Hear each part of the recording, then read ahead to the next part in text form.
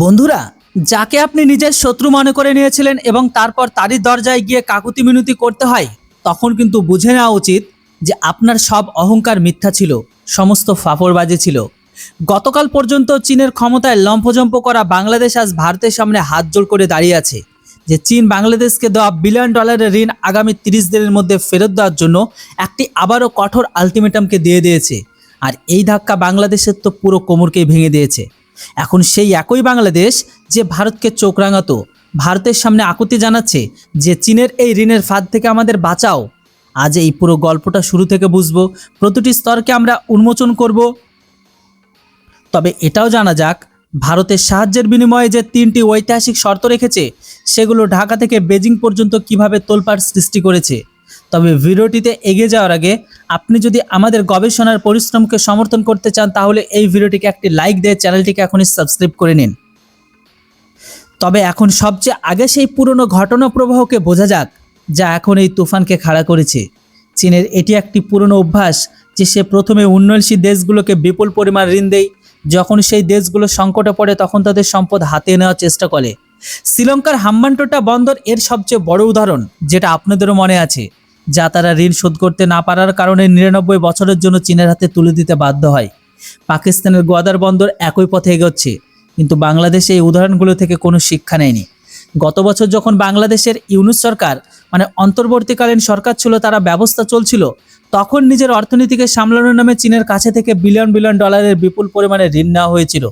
চীনের উদ্দেশ্য ছিল বাংলাদেশকে ঋণের ফাঁদে ফেলে দিয়ে বঙ্গোপসাগরকে কৌশলগত বন্দরগুলোর উপর নিজেদের নিয়ন্ত্রণ শক্তিশালী করা। কিন্তু প্রধানমন্ত্রী তারেক রহমানের নেতৃত্বে নতুন সরকার গঠিত হতেই চীন হঠাৎ করে এই ঋণ দ্রুত ফেরত দেওয়ার দাবি জানায়। এইসব তখনই ঘটছে যখন সাবেক প্রধানমন্ত্রী শেখ হাসিনা বাংলাদেশে ফেরার ঘোষণা দিয়েছেন।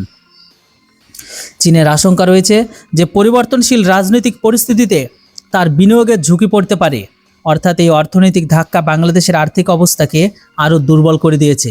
এমন সময় প্রধানমন্ত্রী রহমান বুঝতে পেরেছেন যে এই সংকট থেকে উত্তরণে ভারতের ভূমিকা গুরুত্বপূর্ণ হতে পারে। এটি সেই একই ভারত যে 1971 সালে বাংলাদেশের স্বাধীনতায় গুরুত্বপূর্ণ ভূমিকাকে পালন করেছিল।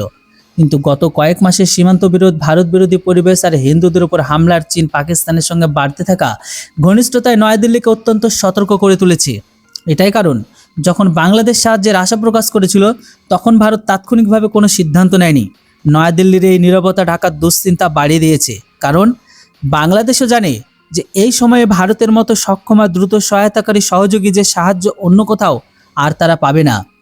চীনের 30 দিনের কঠোর আলটিমেটাম ঘড়ি টিকটিক করে এগিয়ে চলেছে এবং ওখানকার কোষাগারে প্রয়োজনীয় ব্যবসা চালানোর জন্য ডলার অবশিষ্ট নেই। এমন পরিস্থিতিতে ভারতের পক্ষ থেকে কোনো তাড়াহুড়া না দেখানো স্পষ্ট সংকেত ছিল যে এবার সাহায্য বিনামূল্যে মিলবে না।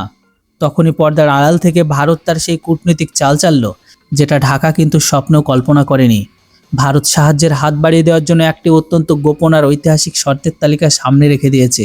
এই শর্তগুলো মেনে নেওয়ার মানে হচ্ছে বাংলাদেশের পররাষ্ট্রনীতি আর কৌশলগত দিক পুরোপুরি বদলে যাওয়া, যেখানে অস্বীকার করার অর্থ ছিল অর্থনৈতিক সংকট আরও গভীরভাবে বিপদে ফেলা। ক্ষমতার অলিন্দে তোলপাড় শুরু হয়ে গেল। যে শর্ত মেনে নিলে চীনের প্রভাব তো বাংলাদেশের ঘরের ভেতরে একদম শেষ হয়ে যাবে, আর যদি নাও মানে তবে 30 দিনের মধ্যে দেশ মারাত্মক অর্থনৈতিক সংকটে পড়তে পারে। এখন এই পুরো কৌশলগত খেলাটা একটু গভীরভাবে বোঝা যাক। দেখুন, ঢাকার ক্ষমতার অলিন্দে এই মুহূর্তে তীব্র অস্তিত্ব চলছে। ঢাকার ক্ষমতার অলিন্দে এই মুহূর্তে তীব্র অস্বস্তি চলছে। একদিকে চীনের সময়সীমা দ্রুত শেষ হয়ে আসছে, অন্যদিকে ভারতের কৌশলগত নীরবতা প্রতি ঘন্টায় চাপ বাড়ছে। বাংলাদেশের বড় নীতি নির্ধারকদের ক্রমাগত বৈঠকের মাধ্যমে এই কূটনৈতিক গোলকধাঁধা থেকে বের হওয়ার তারা পথ খুঁজছেন। যে 3টি সম্পর্কে আপনাদের কালকেই আমি ভিডিও বানিয়ে জানিয়েছিলাম যে ভারতের তরফ থেকে দেওয়া 3টি শর্ত কী কী ছিল, কিন্তু আপনারা যদি সেই ভিডিওটি না দেখে থাকেন তাহলে অবশ্যই আপনারা দেখে নিতে পারেন। কিন্তু এখন সকলের মনে একটাই প্রশ্ন, বাংলাদেশ কি এই শর্তগুলো মেনে নেবে? দেখুন, বাস্তব যদি কথা বলে তাহলে আমার তো মনে হয় একদমই নয়।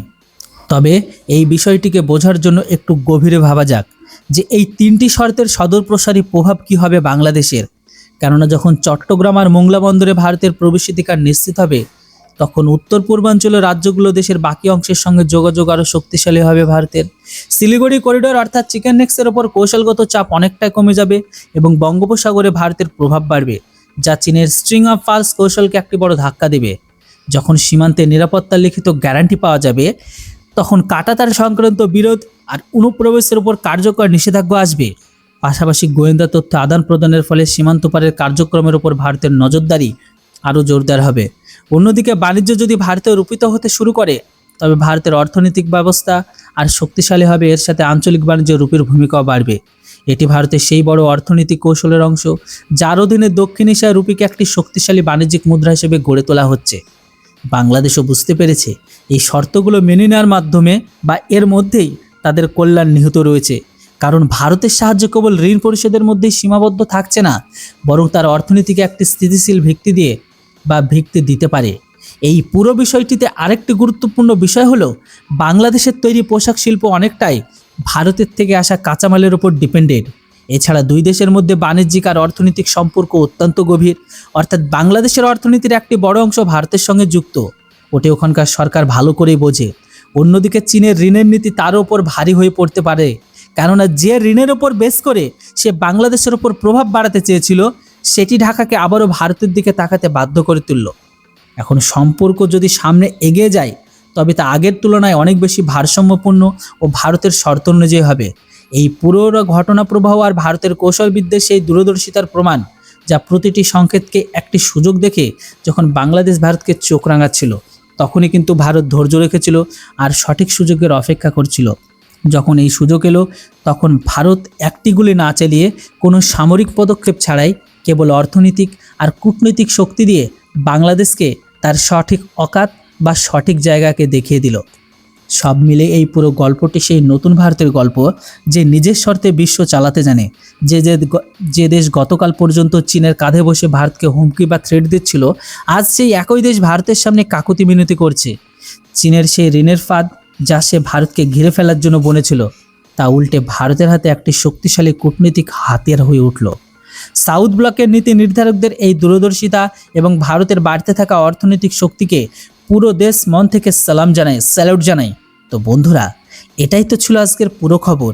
এবার আপনারাই বলুন, ভারত যে বড় 3টি শর্ত রেখেছে চীনের লোন বা চীনের ঋণকে শোধ করার জন্য বাংলাদেশের কাছে, আপনাদের কি মনে হয় বাংলাদেশ এত বড় টাকাকে শোধ করার জন্য, ভারতের কাছ থেকে টাকা পাবার জন্য ভারতের এই শর্তগুলো মেনে নেবে? আমার তো মনে হয় একদমই না। আপনাদের কি মতামত, সেটা কিন্তু অবশ্যই কমেন্ট বক্সে আপনাদের মূল্যবান মতামত লিখে জানান। আর হ্যাঁ, আমাদের ভিডিও আর ইনফরমেশন যদি আপনাদের কাছে এতটুকু হলেও ইনফরমেটিভ লাগে, তাহলে কিন্তু অবশ্যই চ্যানেলটিকে সাবস্ক্রাইব করতে ভুলবেন না। তো বন্ধুরা, কথা হচ্ছে আবারও একটি নতুন আপডেটে। ততক্ষণ আপনারা সবাই ভালো থাকুন, সুস্থ থাকুন। Thanks for watching. জয় হিন্দ, বন্দে মাতরম।